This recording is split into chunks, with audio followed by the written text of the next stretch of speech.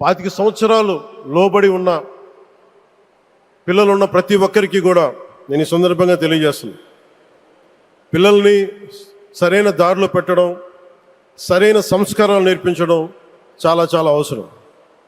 ఈరోజు పొద్దున్నే ప్రధానమంత్రి గారి స్టేట్మెంట్ చూశాను. ఆయన తిట్టిన ఎన్ని దూషించారో వారిని కూడా పెద్ద మనసుతోటి క్షమించారు ఆయన. అలాంటి ప్రధానమంత్రి గారికి మీ పాదాలకు నేను నమస్కారం తెలియజేస్తున్నాను. నిజంగా మీ ఉన్నతి, మీ ఔన్నత్యం ఈరోజు చాలా చాలా స్ఫూర్తిదాయకం. భారతదేశం మీ అందరికీ కూడా, ప్రజలందరికీ కూడా, ఆంధ్రప్రదేశ్ ప్రజలందరికీ కూడా, దేశ ప్రజలందరికీ కూడా ఒక నాయకుడి కష్టాన్ని మనం వెంటనే గుర్తించలేం. ఆయన ఎంత తపన పడుతున్నారు. ఒక కుటుంబాన్ని నడపడం ఎంత కష్టపడుతున్నాం. 140 కోట్ల మంది ప్రజలు నడపడం ఎంత ఆషామాషి వ్యవహారం కాదు. ముందుకు తీసుకెళ్లే నాయకుడికి తెలుస్తుంది. అలాంటి వ్యక్తికి మనం ఏమి ఇవ్వగలం? దేశాన్ని నడిపించడం అంటే రామకార్యం లాంటిది. హనుమంతుడు లంకకు లంఘించినప్పుడు అనేక అవంతరాలు వచ్చినాయి, అనేక అడ్డంకులు వచ్చినాయి. రామకార్యం చాలా గొప్పది. అలాగే ఈరోజు ప్రధానమంత్రి గారు దేశాన్ని ముందుకు నడిపించేది బృహత్కార్యం, చాలా మహాకార్యం అది.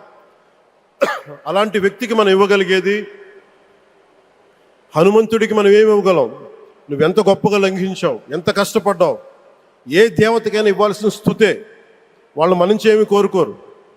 ఒక తల్లిదండ్రులకి మనం ఏం కోరుకోరు. అమ్మ నువ్వు మా కోసం కష్టపడ్డావు, నాన్న నువ్వు మా కోసం కష్టపడ్డావు అని. అలాగే ఈ దేశ ప్రధానికి, సెలవు తీసుకోకుండా పనిచేస్తున్న ఈ దేశ ప్రధానికి మనం ఇవ్వగలిగేది, మీరు మా కోసం ఎంత కష్టపడ్డారు, మీరు మా కోసం నిరంతరం ఎంత శ్రమ తీసుకున్నారని చెప్పడమే మనందరి కర్తవ్యం. అలాంటి గౌరవ ప్రధానమంత్రి గారికి మనస్ఫూర్తిగా మీరు అనుకున్నంత కాలం అధికారం మీరు వద్దంటే వదలాలి, కానీ అధికారం మీ చేతుల్లోనే ఉంటుంది. దానికి మేమందరం నిరంతరం కృషి చేస్తామని తెలియజేసుకుంటూ, భారతమాత ముద్దుబిడ్డ మన ప్రధానమంత్రి నరేంద్ర మోదీ గారికి ధన్యవాదాలు తెలుపుకుంటూ, ఒక్కసారి ఆయనకి ఇవ్వగలిగేది భారత్ మాతకి జయజయలు చెప్పుకుంటూ సెలవు తీసుకున్నాను. భారత్ మాతాకి.